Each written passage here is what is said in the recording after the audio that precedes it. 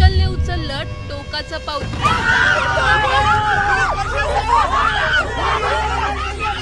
नांदेडचं प्रशासन पोलीस अधिकाऱ्यांना वाचवतायत।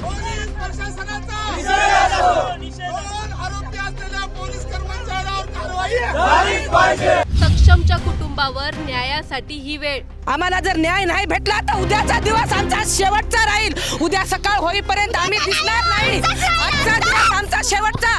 नांदेड पोलिसांचं डोकं ठिकाण्यावर आहे का?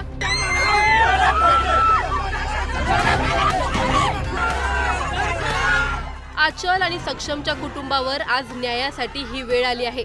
आचलने सक्षमच्या मृतदेहाबरोबर लग्न करून स्वतःचं प्रेम तर आधीच सिद्ध केलं होतं। तिने उचललेलं हे पाऊल पाहून आधीच संपूर्ण महाराष्ट्र हादरला होता। पण त्याहूनही आता सर्वात जास्त धक्का देत आहे ती म्हणजे नांदेडची न्याय व्यवस्था। सक्षमच्या कुटुंबियांनी आणि आचलने टोकाचं पाऊल उचललेलं आहे। हा नेमका गोंधळ काय झाला आहे ते आज आपण या व्हिडिओमधून जाणून घेणार आहोत। त्यामुळे हा व्हिडिओ शेवटपर्यंत नक्की पहा आणि टाइम्स नाऊ मराठीच्या सर्व माध्यमांना सबस्क्राइब आणि फॉलो करायला विसरू नका।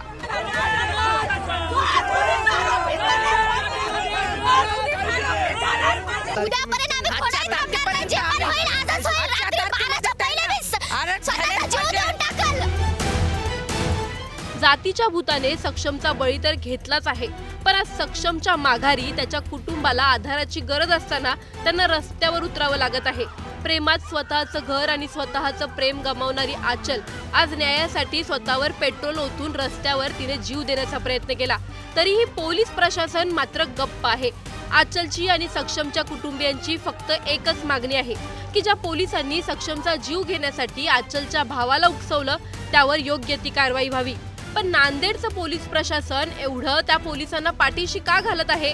अजूनही त्या पोलिसांच्या निलंबनाची माहिती मिळाली नाही, त्यांच्या कारवाईचे आदेश मिळत नाहीयेत। पोलिसांनी गुन्हेगारीला आळा घातला पाहिजे की गुन्हा करण्यास प्रवृत्त करायला हवं? पोलीस जनतेचे रक्षक आहेत की गुन्हेगारीचे? एखाद्या कुटुंबाने जातीपायी सर्व काही गमवावं आणि न्यायाची भीक रस्त्यावर उतरून मागावी, हा आहे का महाराष्ट्रातला कायदा? पोलीस प्रशासन यावर गप्प का आहे? त्या पोलिसांवर का कारवाई केली नाही? त्यांच्या बदल्या केल्या म्हणजे सक्षमला न्याय दिला का? जीव गमावलेल्या मुलाला असा न्याय देत आहे का कायदा?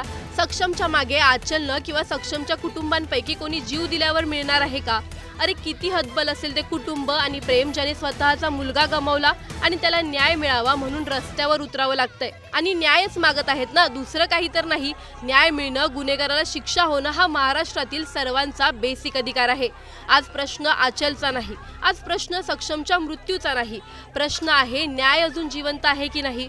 जर प्रेम गुन्हा ठरत असेल, जर जात माणसाच्या जीवापेक्षा मोठी ठरत असेल आणि जर पोलीसच गुन्ह्याला प्रवृत्त करत असतील तर या व्यवस्थेवर जनतेने विश्वास ठेवायचा तरी कसा? पोलीस जनतेचे रक्षक आहेत की सत्तेचे सेवक? ज्या अधिकाऱ्यांवर आरोप आहेत तो आजही सेवेत कसा? निलंबन होण्यासाठी मृतदेह पुरेसा नव्हता का? की अजून कोणाचा जीव गेला की मगच कारवाई होणार? जात आजही माणसाच्या प्रेमावर भारी का आहे? प्रेम करणं अजूनही पाप का आहे? आचलने मृतदेहाशी लग्न केलं ते नाटक होतं की समाजाच्या तोंडावरचं सत्य? तुम्हाला या प्रकरणी काय वाटतं? आम्हाला कमेंटमध्ये नक्की कळवा आणि व्हिडिओ आवडल्यास लाईक शेअर करायला विसरू नका। तसंच अशा नवनवीन अपडेट्ससाठी टाइम्स नाऊ मराठीला नक्की फॉलो करा। त्याच्यानंतर आम्ही अर्ज सुद्धा दिला की त्या पोलिसांवर कारवाई झाली पाहिजे म्हणून। कलेक्टर सरांना दिला, SP ला दिला, DYSP ला दिला, त्यांनी काहीच ॲक्शन घेतलेलं नाही। आम्ही 17 तारखेला त्यांना अर्ज दिला होता की आम्ही 24 तारखेला आत्मदहन करणार आहे, जर तुम्ही काही ॲक्शन घेतलं नाही तर। आज ते 24 तारीख आहे तरी आजपर्यंत त्यांनी एक सुद्धा पोलीस घरी येऊन असं बोलले नाही, काही त्यांनी काही ॲक्शन घेतलं नाही। इथं येऊन आम्ही आत्मदहन करायची कोशिश केली, त्यांनी करू दिली नाही, पण संध्याकाळपर्यंत आम्ही आत्मदहन करणार आणि त्यांच्यावर त्यांनी करू दिली नाही। त्यांनी आम्हाला मारहाण केली, जातीवर शिवीगाळ केली। सरांनी सुद्धा मारहाण केली, मला केस धरून मारलं, बॉटल दबल्या गेली, माझ्या नाकात तोंडात पेट्रोल गेलं, जातीवर शिवीगाळ केली। डबी घेतली तिने त्या पोलीसवालीने तिने इथं खुल्याम असं जातीवादी दाखवली। आता पोरीला आज आमच्या सक्षमला न्याय भेटला पाहिजे। आज आमच्या सक्षमला जर न्याय भेटला नाही तर मी खरंच काही ना काहीतरी इतकं जीवाचं बरं वाईट करून गेलो। उद्यापर्यंत पोलिसांना काहीच चान्स भेटणार नाही। पोलीस राव कोणी राव, आजच होईल, जे पण होईल आजच फैसला घ्यायचा, काही पण। आता ते सगळं तुमच्या हातात आहे, काय फैसला घ्यायचा। आणि सक्षमच्या मम्मीला आणि मला जर काही झालं तर याची जिम्मेदार फक्त आणि फक्त कलेक्टर सर SP वगैरे आम्ही ज्यांना ज्यांना अर्ज दिलेला आहे ना ते सगळे असतील, कारण तुम्ही काही ऍक्शनच घेणार चालल्या का?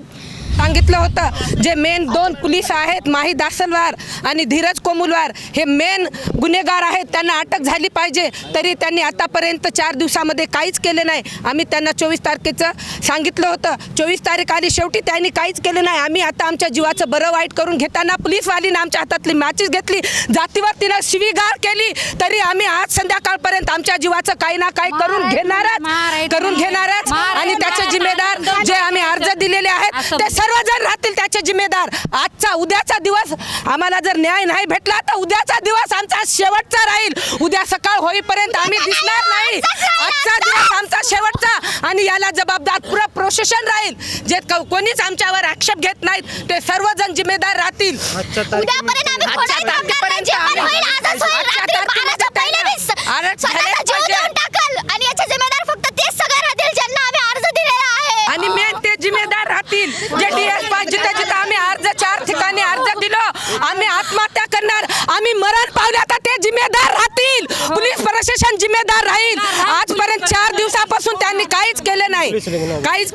पोलीसवाल्यावर गुन्हा झालाच पाहिजे. 2 आरोपी पोलीस पकडलेच पाहिजे. माही दासलवार आणि धीरज कोमुलवार यांना अटक झालीच पाहिजे. नाहीतर आमच्या जीवाचं आम्ही काही करू आणि 4 ठिकाणी जे अर्ज दिले ते जिम्मेदार राहिलेच पाहिजे. ज्या जातीमुळे एका भीमसैनिकाचा बळी घेतलेला आहे, ऑनर किलिंग प्रकरण भीमसैनिक सक्षम ताटे यांचा काही जातीवाद्यांनी प्रेम केलं म्हणून दिवसा ढवळ्या त्याचा मर्डर केलेला आहे.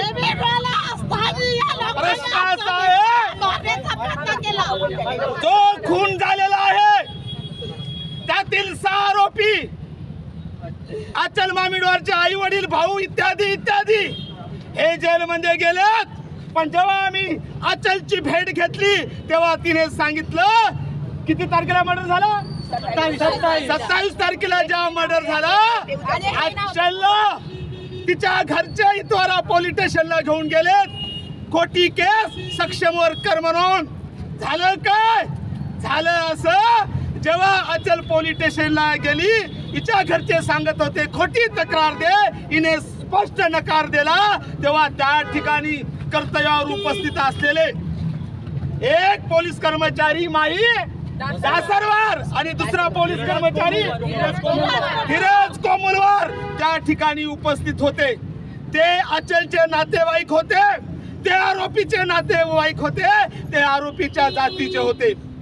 पोलिसांनी त्या ठिकाणी कायदेशीर बाबी तपासण्याऐवजी पोलिसांनी त्या 2 सांगितलेलं आहे अचल समोर की तिच्या भावाला द्यायला की नालायकानं तुम्ही गुंड आहात, नुसत्या तक्रारी देतात. ते पोरगा हलक्या जातीचा आहे, आपण मोठ्या जातीचे आहोत, जा त्याचा मर्डर करून या. मी बघून घेतो हे 2 पोलीस कर्मचारी म्हणालेले आहेत.